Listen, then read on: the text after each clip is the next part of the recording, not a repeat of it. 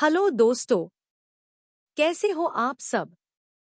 स्वागत है आपका एक और नई कहानी में, जहां होगा मजा, मस्ती और वो भी एक जबरदस्त वीडियो गेम प्ले के साथ। मैं हूं आपकी दोस्त टून दीदी और मैं ले चलती हूं आपको कहानियों की एक रोमांचक दुनिया में, जहां हर मोड़ पर छुपी है एक नई बात, एक नया सरप्राइज। तो चलिए चलते हैं कहानी के इस नए सफर पर। शुरू करते हैं आज का एडवेंचर। बहुत समय पहले की बात है। एक छोटा सा गांव था, हरियाली से भरा, शांत और सीधा साधा। इस गांव में रहता था एक 10 साल का लड़का जिसका नाम था गोपाल। सब उसे प्यार से नन्हा बहादुर कहते थे। वह भले ही कद में छोटा था, पर उसके दिल में दुनिया जितनी हिम्मत और जिज्ञासा भरी थी। गोपाल का सबसे अच्छा दोस्त था एक तोता, जिसका नाम था मित्तू। मित्तू कोई आम तोता नहीं था। वह इंसानों की तरह बोलता था और कभी-कभी तो किताब भी पढ़ लेता था। गोपाल और मित्तू का दिन नई खोजों और शरारतों में बीतता। एक रहस्यमय सपना। एक रात गोपाल को अजीब सा सपना आया।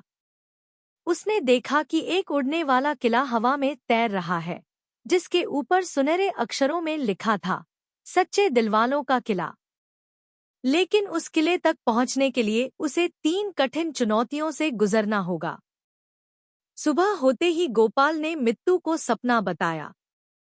मित्तू की आंखें चमक उठीं। गोपाल, ये कोई आम सपना नहीं था, ये तो किसी रहस्य की ओर इशारा कर रहा है।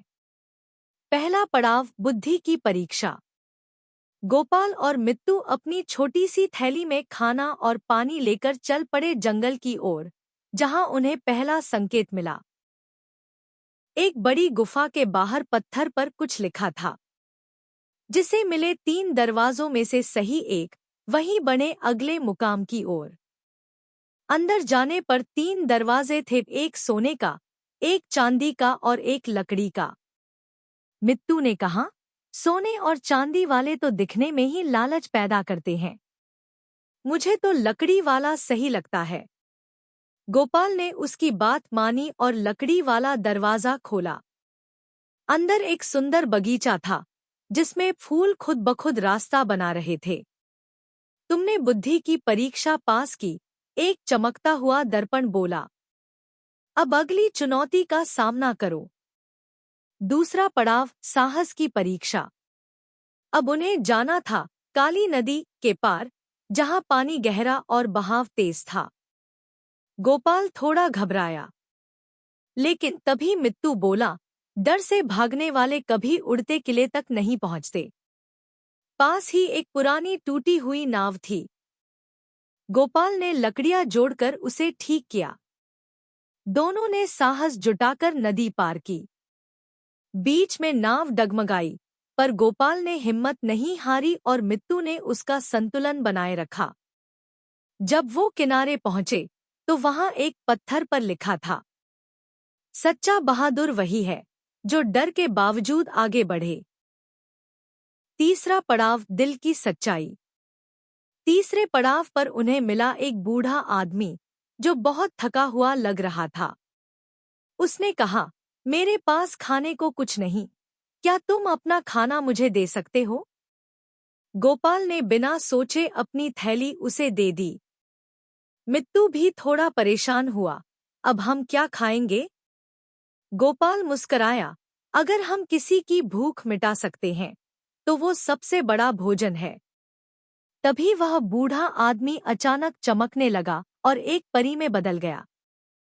परी ने कहा, गोपाल, तुमने तीनों परीक्षाएं पास कर ली, बुद्धि, साहस और सच्चाई की। अब तुम्हारा सपना पूरा होगा। उड़ने वाला किला। आसमान से बादल हटे और एक विशाल उड़ता हुआ किला धीरे धीरे नीचे उतरने लगा।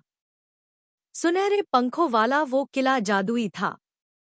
जब गोपाल और मित्तू उसमें दाखिल हुए, तो सब कुछ चमकने लगा।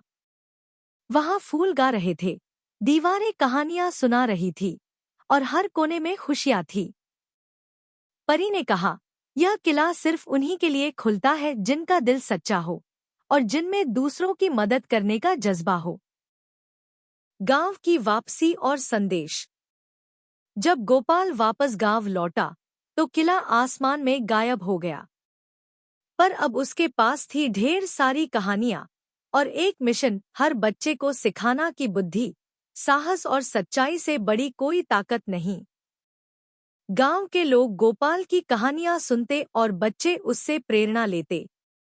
मित्तू अब उसका सहायक बन गया और दोनों ने मिलकर सच्चे दिलवालों की अकादमी खोली। निष्कर्ष। इस कहानी से हमें ये सीख मिलती है कि केवल ताकतवर होना ही काफी नहीं, बुद्धिमान और दयालु होना ज्यादा जरूरी है। डर को हराकर ही असली बहादुरी साबित होती है। सच्चा दिल हमेशा पहचान लिया जाता है, चाहे दुनिया को नजर आए या न आए। तो बच्चों, कैसी लगी आपको ये कहानी? मजा आया ना? अगर आपको कहानी पसंद आई हो तो वीडियो को लाइक जरूर करना और कमेंट में लिखना कि आपको सबसे ज्यादा क्या अच्छा लगा। ऐसे ही और कहानियों के लिए चैनल को सब्सक्राइब करना मत भूलना। मैं मिलूंगी आपको एक और नए गेम प्ले और एक नए एडवेंचर के साथ। तब तक के लिए अलविदा बच्चों। खुश रहो, मुस्कुराते रहो और सपने देखते रहो।